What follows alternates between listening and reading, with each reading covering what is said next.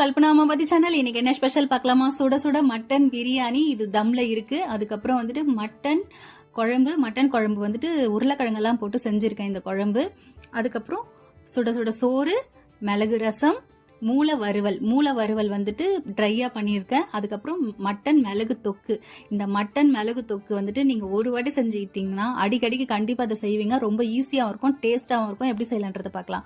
ஒரு குக்கர்ல 1/2 kilo mutton நான் போட்டிருக்கேன். வாஷ் பண்ணி எடுத்து வச்சுக்காங்க. குக்கர்ல 1 ஸ்பூன் அளவுக்கு இஞ்சி பூண்டு பேஸ்ட், 1.5 ஸ்பூன் அளவுக்கு வீட்டில் அரைச்ச குழம்பு மிளகாத்தூள், 1/2 ஸ்பூன் தனி மிளகாத்தூள், 1/4 ஸ்பூன் மஞ்சத்தூள். இது எல்லாமே போட்டுக்கோங்க. நீல வாக்கில் கட் பண்ண மீடியம் சைஸில் 2 வெங்காயம், அதே அளவுக்கு தக்காளியும் எடுத்துக்கோங்க. தக்காளி புளிப்பாக இருந்ததுன்னா கொஞ்சம் கம்மி பண்ணிக்கோங்க. அவ்வளோதான். உப்பு வந்துட்டு கொஞ்சமாக போட்டுக்கோங்க. வேணும்னா நம்ம அப்புறமா கூட போட்டுக்கலாம். இது எல்லாமே மிக்ஸ் பண்ணிவிட்டு காஃபி குடிக்கிற டம்ளரில் 2 கிளாஸ் தண்ணி நான் ஊற்றிக்கிறேன். ஏன்னா நிறைய தண்ணி வந்துட்டு மட்டனுக்கு வேண்டாம். ஆல்ரெடி மட்டனில் தண்ணி இருக்கும். அதனால் மீடியமாக தண்ணி ஊற்றிட்டு ஒரு 6லேருந்து 7 விசில் கொடுத்துக்கோங்க.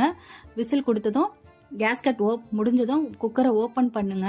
உங்களுக்கு மட்டன் நல்லா வெந்திருக்கான்னு பாருங்க.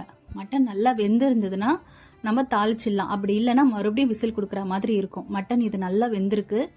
கையில் நீங்கள் எடுத்து பார்த்தீங்கனாலே தெரியும். அதுக்கப்புறம் ஒரு கடாயில் எண்ணெய் தேவையான அளவுக்கு ஊற்றிக்கோங்க. எண்ணெய் கம்மியாகவே ஊற்றிக்கோங்க. அதுக்கப்புறம் வந்துட்டு சோம்பு, சின்னதாக ஒரு பட்டை, ஒரு பிரிஞ்சி இலை, கருவேப்பிலை போட்டு தாளிச்சுக்கோங்க. வேக வச்ச மட்டனையும் இது கூட போட்டுக்கோங்க. போட்டுட்டு சிம் பண்ணிட்டு போடுங்க. கிளறிட்டு ஒரு 5 நிமிஷம் மூடி போட்டு வச்சிருங்க. நம்ம மூடி போட்டு கிளறி விடணும்.